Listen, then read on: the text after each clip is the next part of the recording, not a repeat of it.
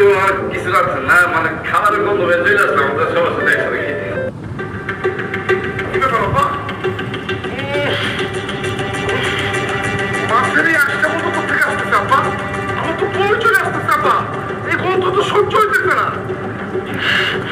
বুঝতে পারছো না আপনার থেকে গন্ধ আসছে? এই যে আমাদের মাঝখানে এসেছে সব থেকে বড় একটা মাছ ব্যবসায়ী, গন্ধটা ওদিক থেকেই আসছে, দেখো একবার। বুঝতে পেরেছো এবার?